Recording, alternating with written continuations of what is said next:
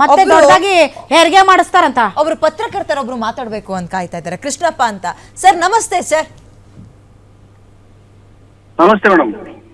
ಖಡ್ಗಕ್ಕಿಂತ ಲೇಖನಿ ಹರಿತಾ ಅಂತಾರೆ. ಈ ವಿಚಾರ ಕೇಳಿ ನಿಮ್ಗೆ ಏನ್ ಅನಿಸ್ತು? ಅದು ಕೆಲವೊಂದು ವಿಷಯದಲ್ಲಿ ಆ ಲೇಖನಿ ಆ ಶಕ್ತಿ ತಡ್ಕೊಳಕ್ ಆಗ್ಲಾರ್ದೆ ಪ್ರತಿಕ್ರಿಯೆ ಕೆಲವೊಂದು ಪೂರಕನೇ ಇರ್ತಾವ ಮಾರಕ ಇರ್ತಾವ ಮೇಡಮ್.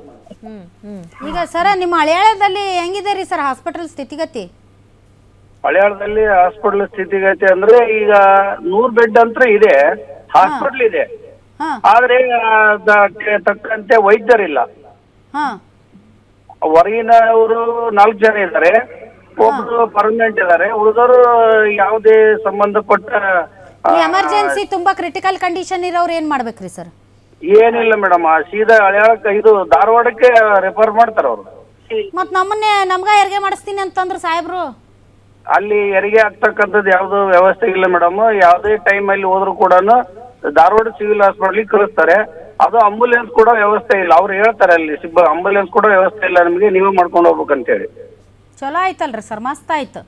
ಈ ಹಳೆಯಾಳಿಂದ ಧಾರವಾಡ ರೋಡ್ ಹೆಂಗೈತ್ರಿ ಸರ್? ಅಲ್ಲಿ ಅರ್ಧ ದಾರಿಯಲ್ಲೇ ಹೆರಿಗೆ ಆಗೋ ಒಂದು ಸ್ಥಿತಿಯಲ್ಲಿ ಅದು ರಸ್ತೆ ಇದೆ ಮೇಡಮ್. ಕೆಲವೊಂದು ನಡಕ್ ಮಿಡ್ಲು ಏನ್ರಿ ಹಿಂಗಂತೀರಿ? ಬಾಳ ಪ್ರವಾಸ ಮಾಡ್ಯಾರ, ಅವ್ರು ಮಾಡ್ದಷ್ಟು ಪ್ರವಾಸ ನೀವು ಮಾಡಿರ?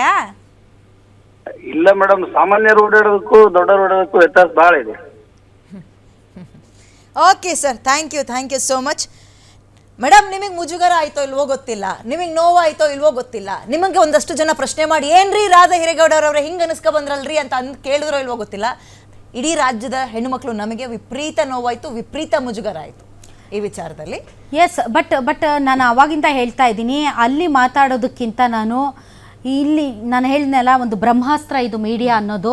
ಇಡೀ ರಾಜ್ಯದ ಜನ ನೋಡಬೇಕು, ಇಡೀ ರಾಜ್ಯದ ಜನ ಇದ್ರ ಬಗ್ಗೆ ಮಾತಾಡಬೇಕು ಅನ್ನೋ ಕಾರಣಕ್ಕೆ ನಾನು ಇಮಿಡಿಯೇಟ್ ಲೈವ್ ಬಂದು ಈ ವಿಚಾರವನ್ನು ಪ್ರಸ್ತಾಪ ಮಾಡಿದೆ. ಸೊ ಈ ವಿಚಾರದಲ್ಲಿ ಅವ್ರು ಕೇಳಿಸಿಕೊಳ್ಳುವಂತಹ ನನ್ನ ಉತ್ತರಕ್ಕೆ ಕಾಯುವಂತಹ ಪೇಷನ್ಸ್ ಅವ್ರಿಗೆ ಇರಲಿಲ್ಲ ಅಲ್ಲಿ. ಆಮೇಲೆ ಅವ್ರ ಚೇಲಾಗಳಿದ್ರು ಸೆಷನ್ನಲ್ಲಿ ತಾಯಿ ದೇಶವನ್ನ ಹೋಗ್ಲಿದ ಅಥವಾ RSS ಗೀತೆ ಆಡಿದ್ರು ಅಂದ್ಕೊಂಡು ಸಾರಿ ಕೇಳಿದ್ರಲ್ಲ, ಇಲ್ಲಿ ಬಂದು ಯಾಕೆ ಯಾರು ಸಾರಿ ಕೇಳಲಿಲ್ಲ ಕಾಂಗ್ರೆಸ್ನವರು?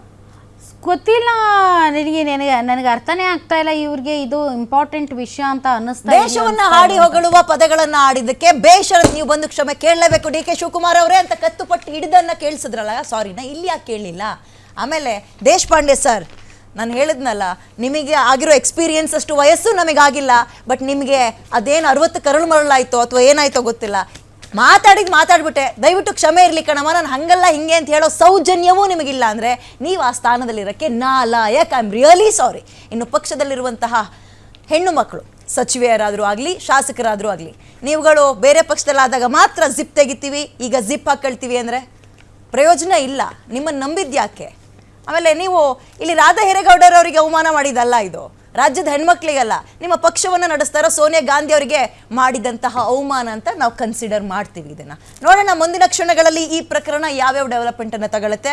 ಆಯಾ ಡೆವಲಪ್ಮೆಂಟನ್ನು ನಿಮ್ಮ ಮುಂದೆ ಇಡ್ತಾ ಸದ್ಯಕ್ಕೆ ಈ ಕಾರ್ಯಕ್ರಮವನ್ನು ಮುಗಿಸ್ತೀನಿ. Thank you madam. ನೋಡ್ತಾ ಇರಿ ಗ್ಯಾರಂಟಿ ನ್ಯೂಸ್, ಸುದ್ದಿ ಖಚಿತ, ನ್ಯಾಯ ನಿಶ್ಚಿತ. Thank you.